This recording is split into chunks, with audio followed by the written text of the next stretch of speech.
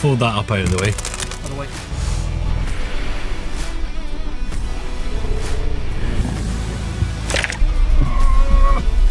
No power steering.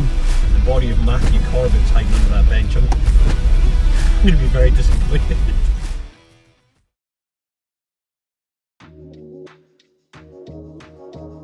If you're new to the channel, my name's Martin, and this winter I'm going to be converting my old Mark 7 Transit into a stealth camper. During the week I work for a vehicle recyclers in Aberdeen, which means getting parts shouldn't be too hard, and it also means by spring next year I should be able to hit the road and get out exploring. I certainly managed to rack up a few miles this year in my old Caddy. Now for some, the thought of converting a van yourself can be quite daunting. Or maybe there just aren't enough hours in the day. Maybe it's just easier to buy a van that's ready to roll, complete with one or two creature comforts. Now it can be expensive, but it doesn't have to be, as my friend Nick can prove.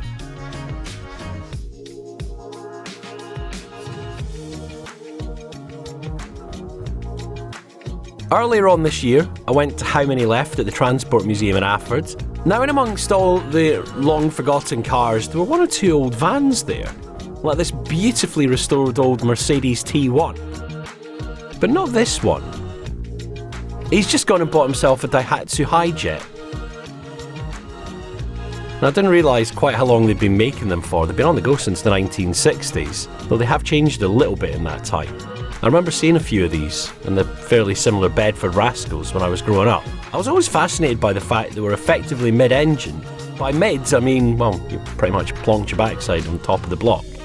Now my friend picked this one up from a trader in Dundee. Slightly worryingly, the MPG doesn't look that good at all. First impressions?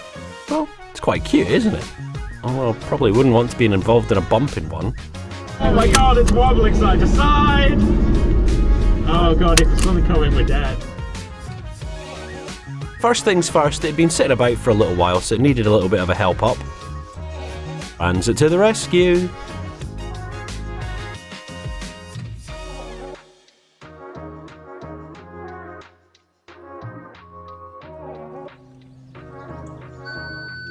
Right, let's try it.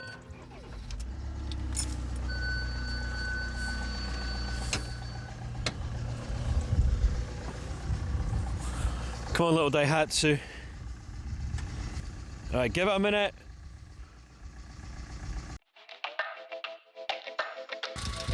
One thing I do like about this, it's ready to go straight from the factory. There's no messing about. Though it does kind of feel like it's stuck in the past. You can stand up in the door and you can kind of stand up in the I can stand up in the door when the telly thing's not there. Yeah. But when the telly thing's there, it's not an awful lot of use. We'll fold that up out of the way. Other way.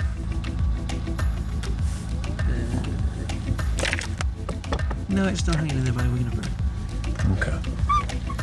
Will it actually sit up if I hold it? Or do I need to hold it the whole time? Right. There's a telly in here, but there's nothing to hold it down. Like the Transit, no room to stand up, but you've got seats.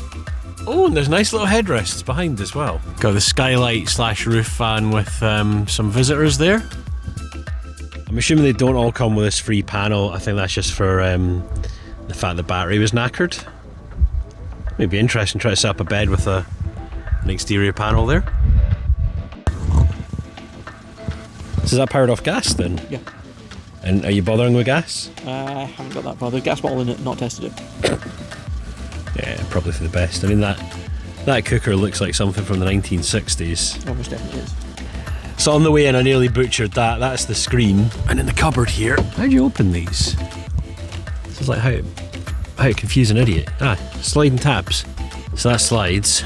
And they were keeping it very 2008 with the PS3 collection. I love that. And the PS3 itself, tucked away in this wee cupboard down here. The thing I love the most though is this view through the cab. This is why I want to take away the bulkhead in the Transit, because, you know, why not?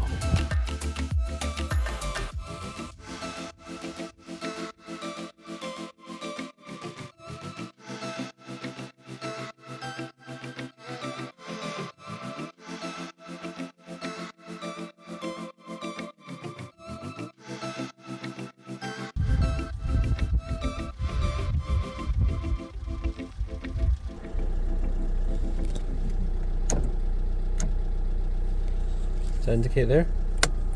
Yes. Someone's got a bulb out. Now, not to say that the battery's on its way, but when I put the headlights on, oh, you can hear the strain. Guessing that's an optional extra, the window wiper. It's like a do-it-yourself kit.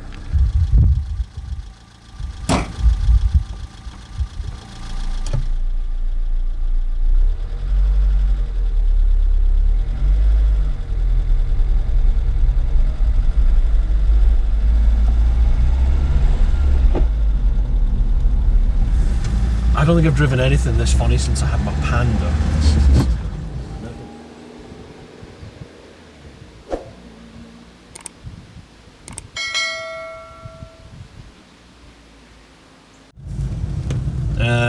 Oh yeah, we're doing anywhere between 0 and 50 now. You know, the car's about to stall, but yeah, we're doing somewhere up to 50 mile an hour. Technically, it's kind of right. It's somewhere between 0 and 50, but it's nearer than 0.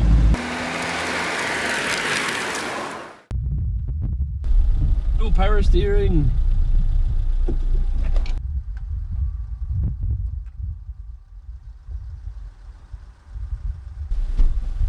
At least the reverse camera works.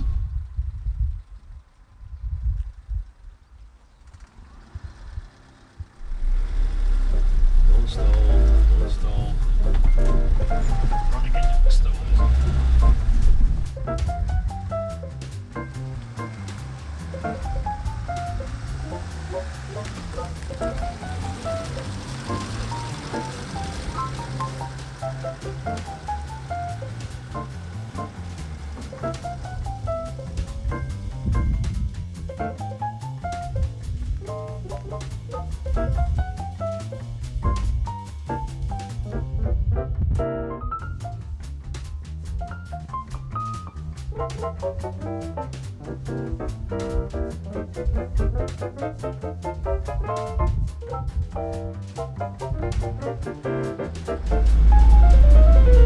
It's quite funky, this little thing.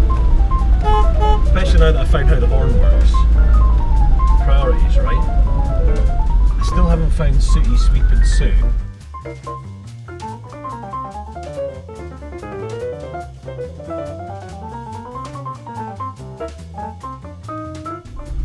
You know, it's alright. I mean, apart from the distractions of it feels like you're steering a boat, and the fact the speedo seems to be on corners. So whenever we're going around this top end of the circuit, it bounces wildly between 20 and 50 mile an hour. There's a degree of guesswork needed. All of that, it's fine enough. I mean, don't get me wrong, I will be happy to jump behind the wheel of the Transit again, but it's just good fun. I guess my biggest issue is, like, I like the Transit and I like the Caddy for, you know, the fact they were stealth. You could just pull up somewhere, park up, jump in the back, spend the night. In this wee Daihatsu, you can't exactly do that. It's kind of obvious what you're driving, so it's great. It's a fun little motor. Not for me. I also imagine they'll be a bit more difficult to get parts for than a Transit will.